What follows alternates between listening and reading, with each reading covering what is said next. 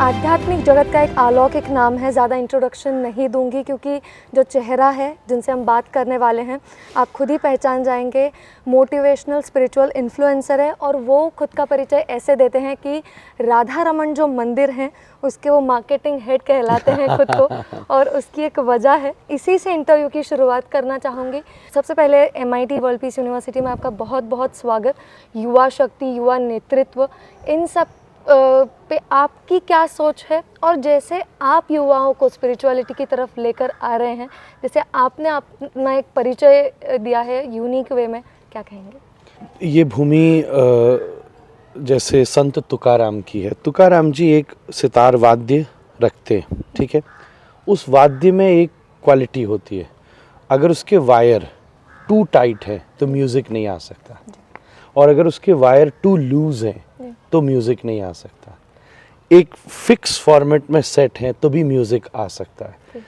इसी प्रकार से अगर कोई आदमी टू ओल्ड हो जाए तो क्या एक्सपेक्ट किया जाएगा।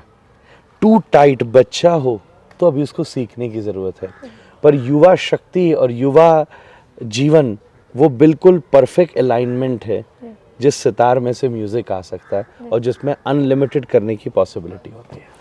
आप जो कह रहे हैं वो बहुत बड़ी बात है कि स्पिरिचुअलिटी में युवा अवस्था में ही आना चाहिए।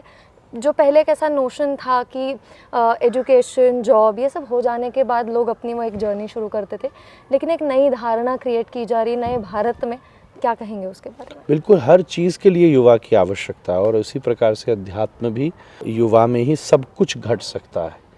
वो चाहे एजुकेशन हो, चाहे फिटनेस हो, चाहे एक गुड मेंटल हेल्थ हो, क्रिएशन हो, डेवलपमेंट हो, राष्ट्र की सेवा हो, एक लीडरशिप का थॉट हो, और उसके साथ साथ एक स्पिरिचुअलिटी हो। सब के लिए वही पीरियड है।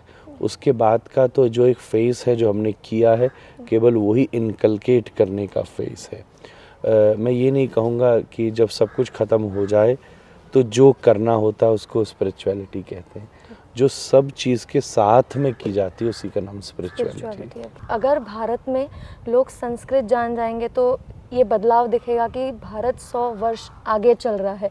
कैसे जोड़ेंगे आप इस भाषा के भारतीयता को और युवा अवस्था को? क्योंकि संस्कृत में जो विचार हुए, जो एथनिक इंडिया था, जो हमारे यहाँ के स्कॉलर्स थे जी, उन्होंने रिसर्च को उस लैंग्वेज में लिखा था जी। आज हम रिसर्च या एडवांसमेंट इसलिए जान रहे हैं क्योंकि वो जिन लैंग्वेजेस में हो रही है उस लैंग्वेज से हम अवेयर हैं।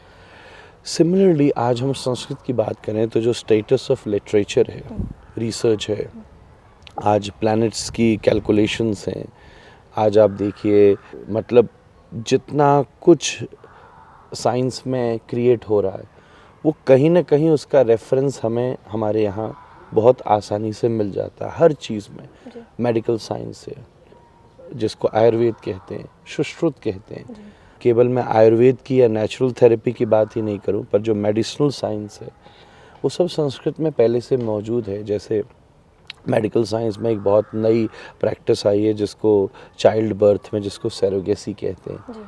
तो श्री कृष्ण के बड़े भाई जो बलराम हैं, देव की वसुदेव के पुत्र हैं, पर उनको रोहिणी ने जन्म दिया है। So these kind of references being there is very much detailedly explained in Sanskrit. But just the issue is, आज मैंने ये सुना है शायद कि पूरी दुनिया में शायद 4 लाख लोग हैं जो थोड़ी संस्कृत जानते हैं। 800 करोड़ में अगर 4 लाख लोग हैं तो हम कितनी बड़ी नॉलेज की भंडार से अभी बिल्कुल डिप्राइव्ड हैं टेक्निकली। तो हम उसे देखना शुरू करेंगे तो भारत कहाँ तक सोच चुका था। ये कुछ ऐसी स्टेट है कि जैसे बहुत कुछ पढ़ने के बाद कोई आदमी कोमा में चला जाए, उसकी मेमोरी लॉस हो जाए, तो फिर जब वो पढ़ता है एक एज के बाद, जो जानते होने तो लगता है ये तो डबल MA था, PhD था, और अब ये तो सब भूल गया, अब ये फिर इसको ABCD से शुरू करना पड़ेगा। तो कुछ भारत बीच में एक ऐसे कोमा में गया था, ऐसा मुझे लगता है। पॉलिटिकल रीज़न है, बहुत सारे रीज़न्स हैं, पर इसलिए जो वो जानता था ना, अगर वो या जरा सा याद आ जाए कोमा का प्रभाव ख़त्म होने से, तो कहाँ तक नहीं वर्णन किया गया था। आज साइंस ये तो जान गई है कि हम अनलिमिटेड प्लैनेट्स हैं, पर अगर आप स्कंद पुराण पढ़िए तो उसमें नंबर्स भी लिख रहा है कि कितने यूनिवर्स हैं एक्चुअल में। उस समय के लोगों ने ये तक रिसर्च कर ली थी। तो this is what I meant by get education of the language also. It gives you the culture and our history and not just what we have already done. जैसे भाषा से दूर जाने से या कल्चर से दूर जाने से कहीं ना कहीं ये नज़र आता है कि जो यंग लोग हैं वो समझ नहीं पाते या कनेक्ट नहीं कर पाते हैं। जैसे आपने अपने बचपन से सत्संग की शुरुआत की, आपके घर में ऐसा माहौल था, आपने ये सब देखा है, जाना है, समझा है, लेकिन एक युवा के एंगल से अगर मैं ये सवाल पूछूं तो कैसे वो रिकनेक्ट, एक साधारण शहर का युवा, लेकिन आजकल हम भारत में देखते हैं कि वो वापस ट्रेंड शुरू हुआ है जहाँ युवा जानना चाहता है देश के कल्चर के बारे में, और एक हर एक की अपनी परिभाषा है स्पिरिचुअल जर्नी की। तो ये एक कनेक्शन वापस कैसे ढूंढे वो अपने ही कल्चर से, भाषा से, ये सारी चीज़ें मुझे लगता है कि बहुत कनेक्टेड है। तो ये कनेक्शन कैसे ढूंढा जाए? अब हम ये कहेंगे भाषा को सीखने की तो एक लंबी प्रोसेस है, और अगर इतना डिज़ायर है तो डेफिनेटली लैंग्वेज, आज इतने न्यू प्रोग्राम्स आ गए हैं और शॉर्ट में इतनी चीज़ें शुरू हो गई हैं जिससे फटाफट हम लोग भाषा भी सीख सकते हैं। तो फिर भी मैं आपसे कहूँगा बेसिक चीज़ भी अगर युवा को शुरू करनी हो तो मेरे पास एक्सपोजर था पर मेरे ऊपर कोई दबाव नहीं था कुछ भी करने का। तो मेरी हर युवा से एक प्रार्थना है कि आप हमारे यहाँ की जो स्क्रिप्चर्स हैं, जिसमें one of the famous is Bhagavad Gita, आप डेली मोटिवेशन की तरह उसको पढ़ें। जैसे अगर हम सरदार वल्लभ भाई पटेल की वन ऑफ द टॉप मूर्ति बनी, but if you don't know his work you will not have the respect.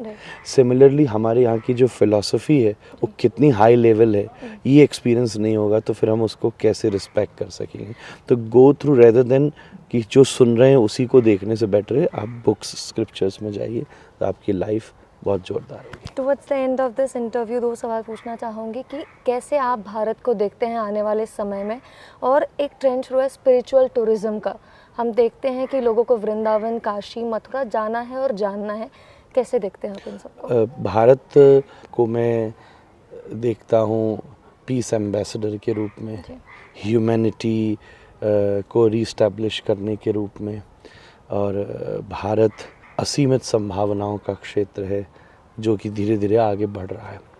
और स्पिरिचुअल टूरिज्म कोई नई चीज़ नहीं है, उसको संस्कृत में तीर्थ यात्रा बोलते हैं। धन्यवाद। हमसे जुड़ने के लिए बहुत बहुत धन्यवाद। Thank you.